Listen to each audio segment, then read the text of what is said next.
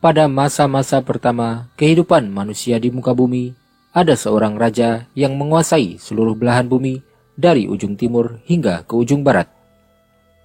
Dia berkeliling di seluruh penjuru bumi dalam sebuah perjalanan yang disebutkan bahwa perjalanan tersebut memakan waktu hingga 500 tahun.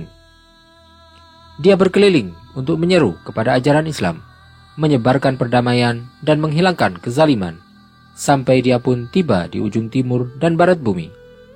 Zulkarnain, sang raja yang menguasai seluruh penjuru bumi. Dalam lembaran-lembaran sejarah kuno peradaban manusia ini, kita akan menceritakan tentang kisah Zulkarnain, kisah sang raja dengan perjalanannya yang memakan waktu hingga 500 tahun.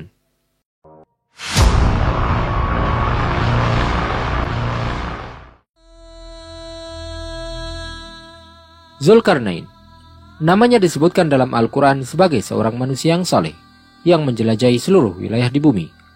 Dia menyeru kepada agama Allah dan memerangi orang-orang yang menentangnya. Dia menyebarkan Islam, serta menghancurkan kekufuran dan para pemeluknya. Dia menolong orang yang terzalimi dan menegakkan keadilan. Kisah Zulkarnain berawal dari kedatangan sekelompok musyrikin kepada Rasulullah SAW yang mengajukan 3 buah pertanyaan tentang ruh, tentang para pemuda penghuni gua, dan Zulkarnain. Yahudilah sesungguhnya yang telah membisikkan kepada musyrikin Quraisy agar menanyakan 3 hal tersebut.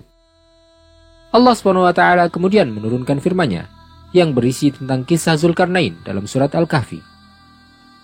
Berkenaan dengan hakikat tentangnya, Rasulullah SAW menegaskan dalam sebuah hadisnya dengan sabda beliau, "Wa ma adri Zulkarnain anabiyan kana amla."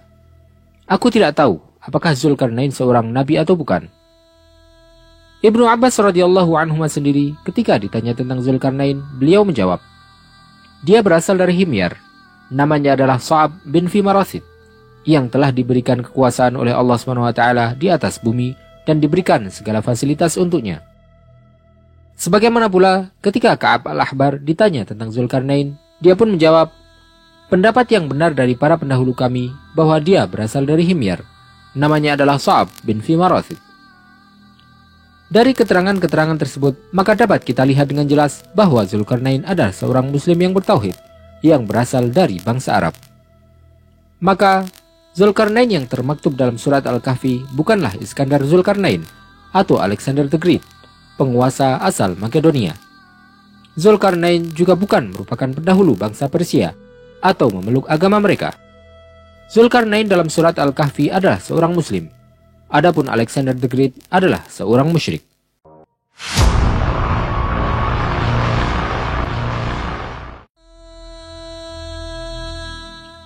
Kisah tentang Zulkarnain disebutkan oleh Allah SWT dalam surat Al-Kahfi. Allah Ta'ala berfirman, "Wa yas'alunaka 'an dzil qarnain, qul sa'atlu 'alaikum minhu dzikra." Dan mereka bertanya kepadamu wahai Muhammad tentang Zulkarnain. Katakanlah, aku akan bacakan kepada kalian sebagian cerita tentangnya. Dalam ayat ini, Allah SWT tidak menceritakan tentang kisah Zulkarnain secara keseluruhan.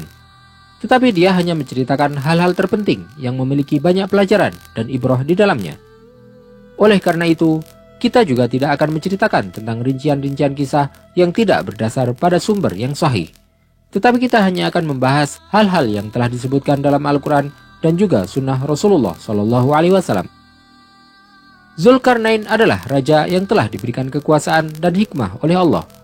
Dia pun kemudian membentuk pasukan besar dan berkelana mengelilingi dunia dengan pasukannya tersebut untuk menyeru kepada agama Allah SWT. Dia pun melakukan perjalanan hingga ke ujung barat bumi. Kemudian dia mendapati kaum yang menyekutukan Allah SWT. Allah SWT kemudian mengilhamkan kepadanya bahwa keputusan telah diserahkan kepada Zulkarnain. Apakah dia akan menghukum atau akan berbuat baik kepada mereka? Raja yang saleh itu pun kemudian menegaskan langkahnya dalam menegakkan hukuman.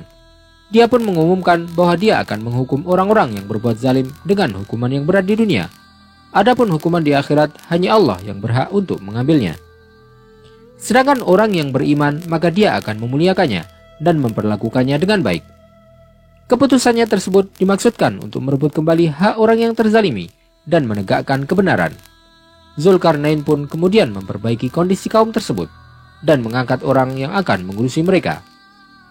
Setelah Raja Soleh itu menyelesaikan urusannya di barat, dia kemudian bergegas untuk menuju ke arah timur. Hingga akhirnya dia sampai di ujung timur, di mana matahari terbit dari tempat tersebut. Tempat tersebut merupakan tempat terbuka, yang tidak ditumbuhi dengan pepohonan, serta tidak pula ada rumah-rumah yang menaungi para penduduknya.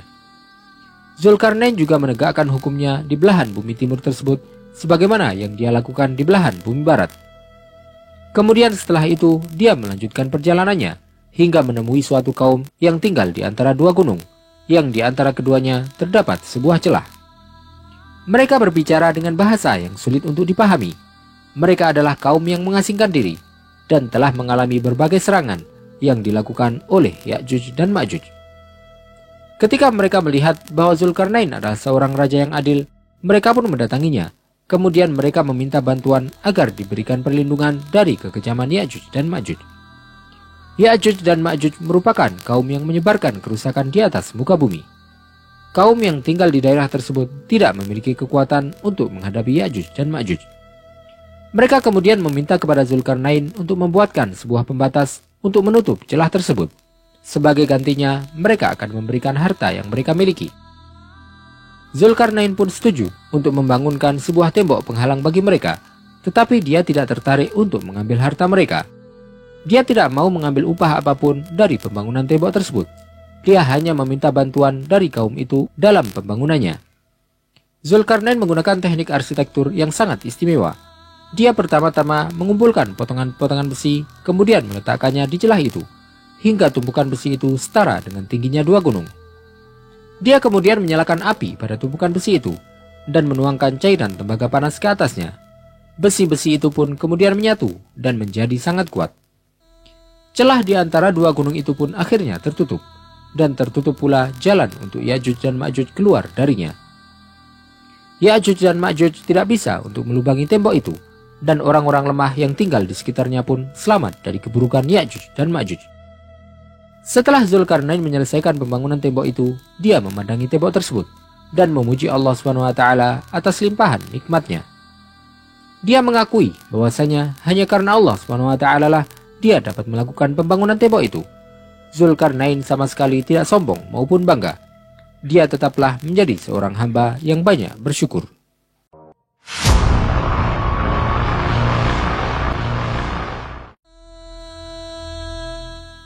Keluarnya Ya'juj dan Ma'juj dari tempat itu akan menjadi pertanda datangnya hari kiamat. Mereka adalah kaum dengan kekuatan yang luar biasa. Umat manusia yang ada tidak mampu untuk menghadapi mereka, hingga datanglah Zulkarnain dan membangun tembok penghalang yang kokoh, yang tidak akan pernah terbuka kecuali dengan izin Allah di akhir zaman. Jika saat itu telah tiba, mereka akan keluar dan tidak ada seorang pun yang selamat dari kejahatan mereka, serta tidak ada yang bisa untuk menghentikan mereka. Mereka terus membuat kerusakan, sampai turunlah ketetapan Allah, yang kemudian Allah akan mengirimkan pasukannya dan membinasakan mereka dalam satu waktu. Allah SWT telah merahasiakan keberadaan tembok penghalang itu, dan juga tempat tinggalnya Ya'juj dan Ma'juj dari semua orang. Maka tidak ada seorang pun yang mengetahui lokasi tempat itu, dan tempat itu pun akan tetap menjadi rahasia hingga waktu yang dikehendaki oleh Allah SWT. Kehidupan Ya'juj dan Ma'juj saat ini menjadi rahasia bagi kita, tetapi kemunculan mereka adalah satu hal yang benar dan merupakan ketetapan Allah yang akan datang tanpa bisa dihindari.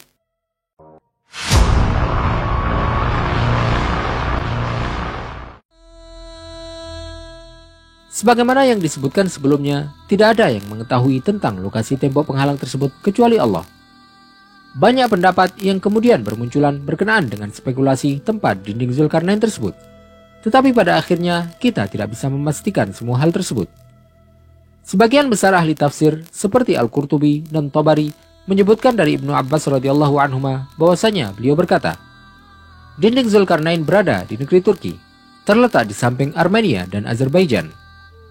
Sebagian ulama yang lain menyebutkan bahwa lokasi dinding tersebut berada di belakang Cina.